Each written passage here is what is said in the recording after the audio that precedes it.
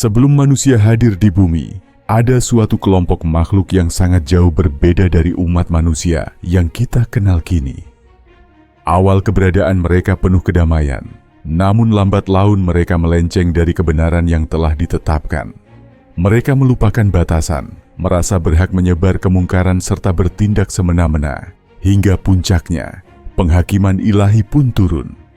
Allah menurunkan bala tentara malaikat untuk menumpas kezaliman bahkan segelintir jin yang taat turut serta dalam barisan ini.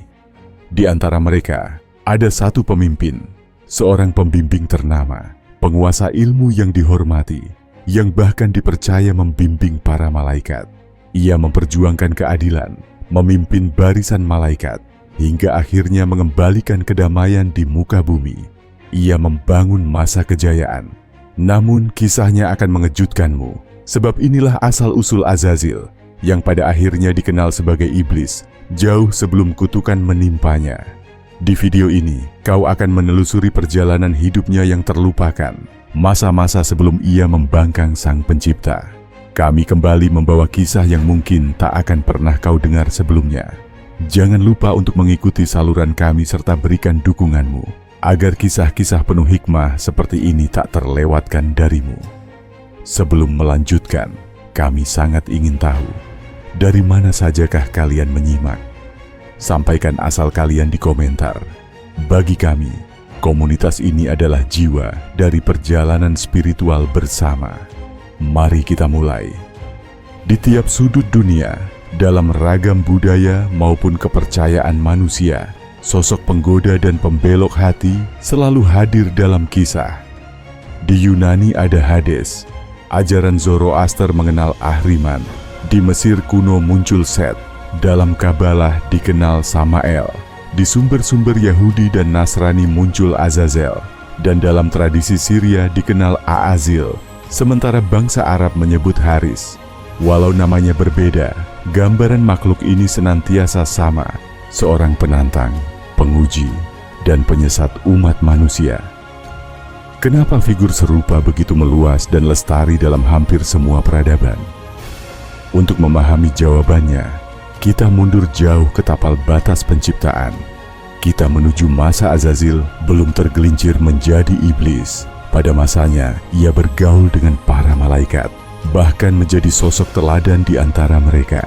Saat Allah belum menciptakan Adam, bumi telah didiami oleh makhluk bernama Banul Jan. Baru sesudahnya, Allah menciptakan bangsa jin, dan iblis berasal dari golongan ini. Kisah Banul Jan terekam dalam ayat, "Sungguh, kami telah menciptakan manusia dari tanah liat kering, berasal dari lumpur hitam, sedangkan sebelumnya kami mencipta bangsa jan dari api tanpa asap." Inilah surah Ar-Rahman. Sementara dalam keyakinan Kristen dan Yahudi, iblis kerap disebut malaikat yang terjatuh. Namun Islam menegaskan, dia bukan dari kalangan malaikat, karena Quran menuliskan dengan jelas bahwa Azazil adalah salah satu jin. Allah pernah berfirman kepada para malaikat, "Sujudlah kalian kepada Adam." Semuanya bersujud kecuali iblis. Ia berasal dari bangsa jin dan ia mengingkari perintah Tuhannya, seperti termaktub dalam surah Al-Kahf. Nama iblis sendiri bermakna putus asa. Nama yang diberikan setelah kejatuhannya. Sebelumnya, ia dikenal sebagai Azazil, makhluk yang wajahnya elok, bersinar seolah-olah dirinya bagian dari para malaikat. Awalnya, Banul Jan bersemayam di langit. Istilah langit sendiri bisa juga bermakna tempat tak kasat mata, planet lain, semesta tak terjangkau manusia. Suatu ketika, komunitas Banul Jan memohon izin untuk tinggal di bumi, berjanji patuh pada aturan ilahi. Dalam ribuan tahun, mereka beribadah dan menghayati kehendak pencipta, sebagaimana tugas manusia dan jin. Masing-masing diberi kehendak bebas. Jumlah suku Banul Jan dikatakan mencapai 70.000.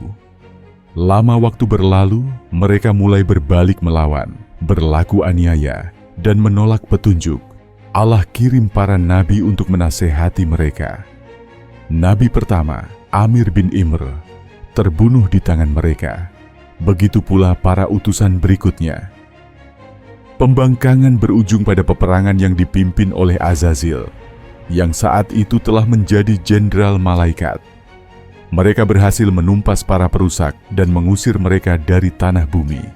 Quran mengingatkan, "Wahai golongan manusia dan jin, apakah tidak pernah datang kepada kalian para rasul dari kalangan kalian sendiri yang membacakan ayat-ayatku dan memperingatkan akan hari ini?" Setelah itu, bumi diamanahkan pada bangsa jin, dan Allah mengangkat Azazil sebagai pemimpin atas kelompok malaikat dan jin itu. Di masa itulah, Azazil dikenal sangat tekun beribadah, lebih khusyuk dibanding semua jin yang ada. Atas ketulusan dan kesetiaannya, Allah mengangkat derajat Azazil hingga ke langit. Konon ia menempati tiap lapisan langit selama 300 tahun di setiap tingkatannya, melanjutkan ibadahnya dengan sepenuh jiwa. Atas kedalaman penghambaan, ia pun dipersilakan menghuni surga selama 300 tahun lagi. Bayangkan, sebelum kehancurannya, Azazil adalah makhluk yang sangat mulia. Kedudukannya disanjung, ilmunya diburu para malaikat, pelajarannya didengarkan banyak makhluk langit dan bumi. Hingga datang peristiwa misterius di Lauh Mahfuz. Beberapa malaikat membaca tulisan di catatan mahkota semesta itu. Tertulis, seorang makhluk yang amat dekat dengan Allah akan dirundung murka dan diusir dari rahmatnya. Para malaikat menemui Azazil, wajah mereka murung. Ketika ia bertanya, mereka pun menceritakan apa yang dibaca di Lauh Mahfuz, memintanya berdoa agar bencana ini dijauhkan dari mereka. Namun Azazil menanggapinya dengan percaya diri. Tulisan itu bertahun-tahun telah kutahu, namun tak pernah kupikirkan akan menimpa salah satu di antara kita. Meski ia akhirnya mengangkat tangan berdoa, dalam hatinya, ia tak pernah membayangkan bahwa kehinaan itu kelak bisa saja menimpanya sendiri. Sedikit pun ketakutan tidak muncul dalam relung hatinya. Di kisah lain, disebutkan Azazil bertanya setelah membaca Lauh Mahfuz, "Siapakah syaitan itu?" Allah menjawab, "Ia adalah hambaku yang kukaruniai keberlimpahan, namun menolak perintahku. Maka aku hinakan dan kuusir dia."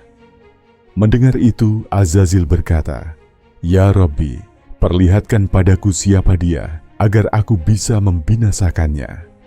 Dan Allah pun berkata, "Kelak, kau akan melihat sendiri." Kedudukan istimewa Azazil yang dapat mondar-mandir antara bumi dan langit memunculkan benih kesombongan dalam hati. Ia mulai berkata pada dirinya sendiri, "Tak ada yang bisa menandingi kedudukanku. Bumi dan langit tunduk kepadaku. Malaikat maupun jin berada dalam kendaliku." Di sanalah awal mula kehancuran. Di sanalah bibit syaitan tumbuh dalam dirinya. Allah Maha mengetahui apa tersembunyi di relung hati dan hendak memberi pelajaran bagi para malaikat atas apa yang tersembunyi dalam diri Azazil. Dari kisah ini, kita diingatkan, jangan sekali-kali menggantungkan harap semata pada ibadah atau jabatan tinggi, sebab kesombongan dapat tumbuh diam-diam di hati siapa saja. Kemudian tibalah peristiwa penciptaan Adam. Allah berkata pada malaikat-malaikatnya, "Sungguh aku hendak menjadikan seorang khalifah di bumi." Para malaikat bertanya, "Apakah engkau hendak menciptakan yang akan menebar kerusakan dan pertumpahan darah, sementara kami terus bertasbih memujimu?" Allah berfirman, "Aku lebih tahu apa yang tidak kalian ketahui." Surah Al-Baqarah 30. Mendengar akan hadirnya makhluk baru sebagai pemimpin di bumi, Azazil merasa resah. Ia pun mengira makhluk ini akan bercahaya dan tunduk kepadanya sebagaimana para malaikat. Namun kenyataan berkata lain. Begitu ia sadar bahwa Allah benar-benar akan menciptakan umat baru itu, Azazil mulai merasa bahwa sebagaimana ia pernah menumpas para pemberontak sebelumnya, kali ini pun akan mampu menaklukkan makhluk yang baru dicipta. Allah berfirman, "Wahai Nabi, Tuhanmu berfirman pada malaikat, Aku akan menjadikan manusia dari tanah liat kering, dari lumpur hitam." Surah Al-Hijr. Azazil berpikir, jika mereka diciptakan dari tanah, maka aku yang terlahir dari nyala api pastilah lebih utama. Api mengalahkan tanah. Api adalah elemen terkuat, sementara tanah adalah yang terlemah. Kesombongan demikian semakin tumbuh dalam hatinya, merasa bahwa keagungan ditentukan oleh asal ciptaannya. Saat Allah membentuk Adam dari tanah, jasad Adam menjulang dari bumi hingga ke batas langit. Azazil pun mengelilingi tubuh tanpa nyawa itu, meneliti dengan cermat, bahkan masuk melalui mulut Adam, lalu menjelajahi sekujur tubuhnya, dan menilai makhluk ini begitu lemah. Namun ia tetap enggan menerima bahwa makhluk penuh keterbatasan itu akan diberi tempat di bumi. Tiba waktu Allah tiupkan roh ke dalam tubuh Adam. Ialah yang menciptakan kematian dan kehidupan untuk menguji siapa di antara kalian yang paling baik amalnya. Maha Kuasa dan Maha Pengampun, berulang-ulang tertera dalam kitabnya. Roh ditiupkan melalui kepala Adam, menyebar ke seluruh tubuh, menumbuhkan daging, tulang, dan rangka. Allah pun menyempurnakan bentuknya, meniupkan sebagian rohnya, serta menganugerahkan pendengaran, penglihatan, dan hati. Namun sedikit sekali manusia yang bersyukur. Surah As-Sajdah 9. Jadilah, lalu Adam pun hidup. Hakikat roh tetap menjadi pengetahuan misteri. Allah menegaskan, mereka bertanya padamu tentang roh. Katakan, roh itu urusan Tuhan, dan ilmunya hanya sedikit diberikan padamu. Surah Al-Isra 85. Menurut hadits, ketika roh menyentuh kepala, wajah, hidung, dan mulut Adam, ia bersin. Malaikat Jibril yang mendampingi berkata, "Wahai Adam, ucapkanlah Alhamdulillah." Dan Adam pun memuji Allah. Lalu Allah berfirman, "Semoga rahmatku tercurah kepadamu, wahai hambaku." Saat matanya terbuka, Adam memandang buah-buahan surga. Ia pun merasa lapar. Namun karena roh belum mencapai kakinya, ia belum mampu berdiri. Jibril pun menenangkan, "Jangan tergesa-gesa, wahai Adam." Allah berfirman, "Sesungguhnya manusia selalu terburu-buru." Surah Al-Isra 11. Sampai detik itu, Azazil belum jua berubah menjadi iblis. Para malaikat pun tak tahu apa yang bergolak dalam batinnya. Tibalah saatnya, Adam duduk di singgasana kemuliaan. Allah menyeru, "Sujudlah wahai para malaikat kepada Adam." Seluruh malaikat bersujud kecuali iblis. Surah Al-Baqarah 34. Sujud itu bukan penyembahan pada Adam, karena ibadah hanya kepada Allah semata, namun demi menaati perintah Tuhan. Karena menolak sujud, Azazil keluar dari deretan makhluk suci dan secara resmi dihapus namanya. Kini ia disebut iblis. Allah bertanya, "Apa yang menghalangimu sujud kepada yang aku ciptakan dengan tanganku sendiri?" Iblis menjawab, "Aku takkan bersujud pada manusia yang engkau buat dari tanah liat yang membusuk." Maka Allah mengusirnya dari rahmat. "Keluarlah kau dari sini. Kini kau terlaknat hingga hari kebangkitan." Maka iblis pun menjadi makhluk yang tercampak tanpa harapan untuk kembali. Dalam keterpurukan, ia masih memohon satu permintaan, "Wahai Tuhanku, beri aku waktu hingga hari kebangkitan." Allah mengabulkan, sampai waktu yang telah menjadi ketentuan. Iblis lalu bersumpah, "Karena engkau telah menyesatkanku, aku akan menunggu di jalanmu yang lurus, menghalangi mereka dari depan, belakang, kanan, dan kiri, agar sedikit saja di antara mereka yang bersyukur." Allah pun berfirman, "Maka keluarlah, terhina dan terkutuklah engkau. Siapa saja yang mengikutimu akan kumasukkan ke dalam neraka bersamamu." Menurut riwayat, saat itu juga rupa cantik dan cahaya malaikat iblis pun lenyap, digantikan wujud kehinaan. Ada hal yang perlu diluruskan. Sebagian beranggapan iblis membantah Allah, tetapi yang terjadi adalah penolakan, bukan perbantahan antara Sang Pencipta dan hamba yang hina.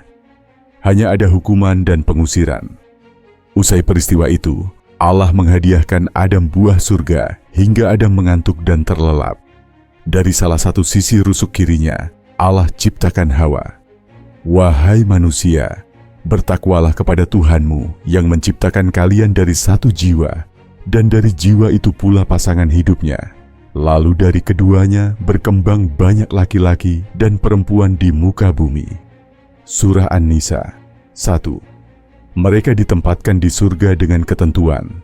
Makanlah sepuasnya dari mana saja, namun jangan dekati satu pohon ini. Tapi ujian pertama Adam pun tiba. Iblis diizinkan untuk hadir, mendekati Adam dan Hawa. Ia berbisik, Allah hanya melarang pohon ini agar kalian tidak menjadi malaikat atau hidup abadi. Ia bersumpah, sungguh aku hanya memberi nasihat. Iblis mula-mula membujuk Adam untuk mencicipi buah terlarang. Namun Adam teguh pada janji kepada Allah. Iblis pun beralih ke Hawa, membujuknya perlahan hingga ia tergoda. Hawa memakan buah itu, dan karena ia tetap baik-baik saja, ia lalu meyakinkan Adam, "Aku telah memakannya dan tak terjadi apa-apa. Kau pun seharusnya mencoba." Adam pun lupa akan larangan, memakan buah itu, dan seketika pakaian mereka sirna, aurat tersingkap, rasa malu menyelimuti. Mereka pun merunduk mencari daun penutup tubuh. Sebagai akibatnya, Allah menurunkan mereka, Adam, Hawa dan Iblis ke bumi. Hidup bersama sebagai musuh satu sama lain, bergelut menempuh perjalanan di dunia sementara. Itulah permulaan peradaban manusia, kehancuran Banul Jan, dan kisah perubahan Azazil menjadi iblis. Teman-teman, betapa menyedihkan nasib iblis. Dari mulia jatuh ke jurang kehinaan yang paling dalam. Seumur hidup menjadi musuh abadi Adam dan keturunannya. Dendam pun melekat dalam sanubarinya. Berniat menyesatkan siapa saja yang bisa dia jerat. Dalam perjalanan penuh tipu daya, ia berusaha mengajak sebanyak mungkin mengikuti langkahnya, menjerumuskan ke dalam gelap kebodohan dan kesesatan. Masih banyak bagian kisah ini yang belum kami sampaikan. Nantikan kelanjutannya di video berikut. Pastikan kamu mengaktifkan notifikasi. Tanamkan kisah ini sebagai peringatan abadi dalam hati dan bagikan pandanganmu melalui komentar. Jadikan perjalanan hati ini sebagai upaya bersama. Jangan lupa bergabung dalam komunitas kami.